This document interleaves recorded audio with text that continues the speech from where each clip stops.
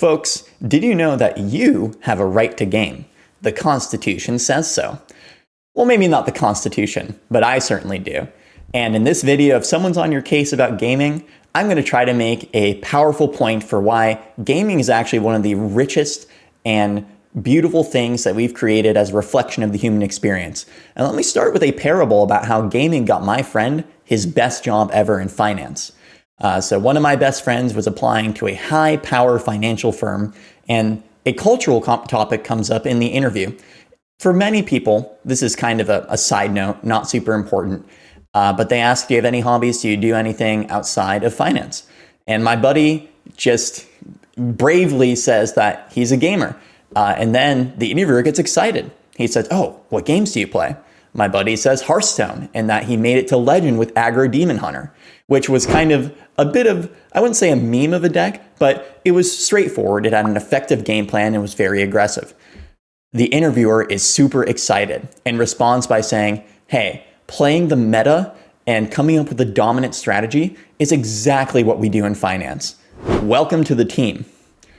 Gaming at its best is a microcosm of the beauty of human experience. For thousands of years, what has propelled humanity forward is our ability to come up with sort of these make-believe concepts and apply them to the world. Businesses, they don't exist in nature. They're not like a tree or a cat. They're not something you can find in a while. They're a collective construct that we've created to bring us forward. Countries, societies, religions, creeds, etc., etc. Gaming is the newest modern incarnation of our beautiful ability to come up with imagined experiences, make them a reality, and to create this shared bond among all of us. That story about how my best friend got a job from playing Hearthstone because of how Hearthstone maps to normal human experience applies to so many other games. Building up teamwork skills because you're playing with Warzone and your friends is like the most epic conceivable version of a pickup basketball game. So gaming, when done right, is really something beautiful. It can build skill sets. Not only that, but it's the first ever interactive medium. Books, you sort of consume passively, you read them, you can journal about them, but it's not like you can read a sentence and say, hey, I'm gonna ring up the author. I don't really know about this paragraph. I think you kind of lost the plot. The first 3 chapters were good, but it fell off in the 4th. You can't do that. But with games, you can directly engage in the world that the creator has made and become a part of it.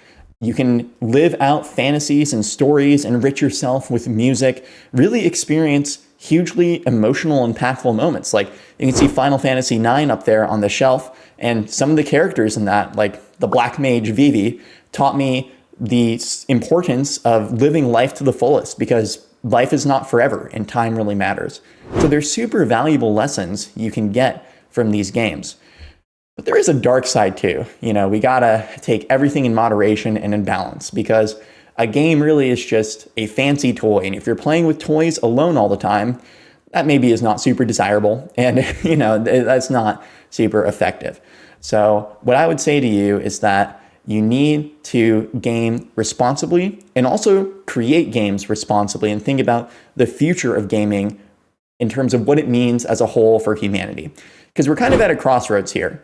Gaming has entered the zeitgeist like never before, and people like Elon Musk playing Diablo 4 has probably got a few parents thinking, oh, like maybe high-performing people do game and they get something out of it, regardless of your opinions on Mr. Musk.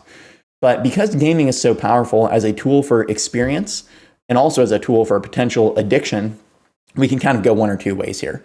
We could end up in the Matrix, where everyone's just plugged into gaming all day because it's become more fun than real life. Or we could have sort of a utopia where you can experience things that kings 1,000 years ago couldn't, and it sort of enriches our shared experience with each other and our connection.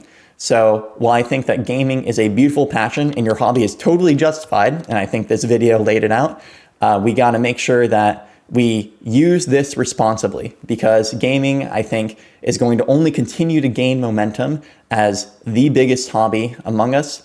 And that will either be to the great benefit of us with this new experience we all share together, or to the detriment as society falls into isolation. If you like this video about gaming and you want to channel your energy into gaming into something else to prove the haters wrong, check out my video about how the gym is my game of the year and all gamers should get into it.